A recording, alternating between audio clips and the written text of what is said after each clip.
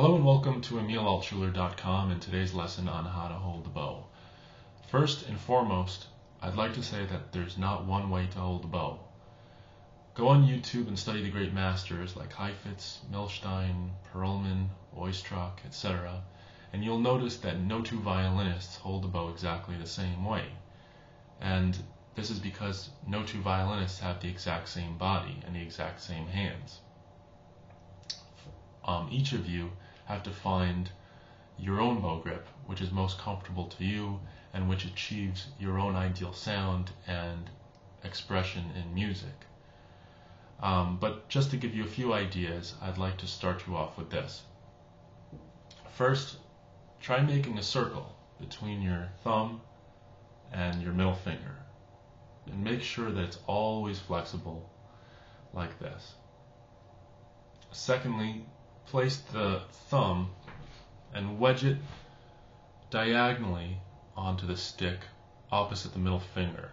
As you can see, I hold it right there on the leather grip where it's worn away. I do that diagonally because I don't want to poke all the way through with the thumb, locking it into place, and I don't really want it on just the side of the stick, so as to not have the bow fall out of my hands. But if I had to choose one or the other, I would choose the looser grip in all cases, because you want the least amount of tension, the most amount of relaxation in your body at all times when playing the violin.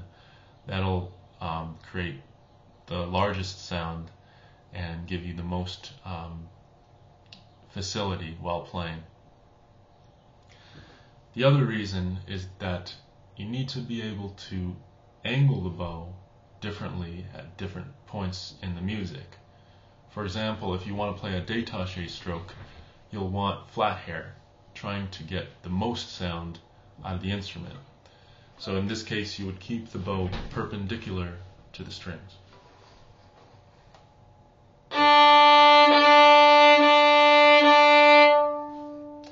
But rather for a flotando stroke, which is an airier stroke, you'll want to move closer to the fingerboard and tilt the bow angle forward, playing only with the edge of the hair.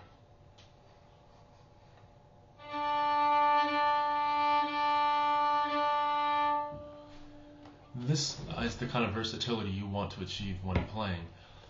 To attain different strokes, you need to be able to be flexible with the fingers, and they all need to kind of curl.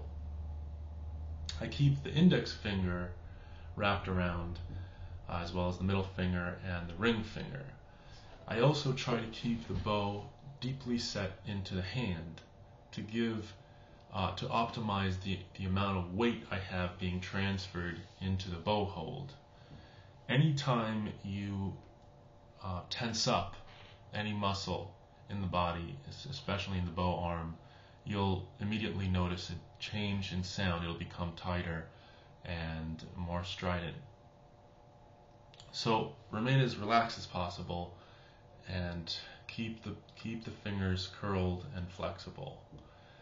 The second point is keeping a natural spacing in your bow hold. You don't want to grip the bow like this and create tension in the hand by an unnatural amount of spacing in the hand. That'll immediately block up this nice, rich, beautiful sound that you're trying to get. And also it will limit the amount of motion that you'll try to be getting out of your bow stroke. For example, if you want to do a spiccato stroke, it's not, I don't think, going to happen like this. You need the fingers to be flexible in order to go back and forth like this.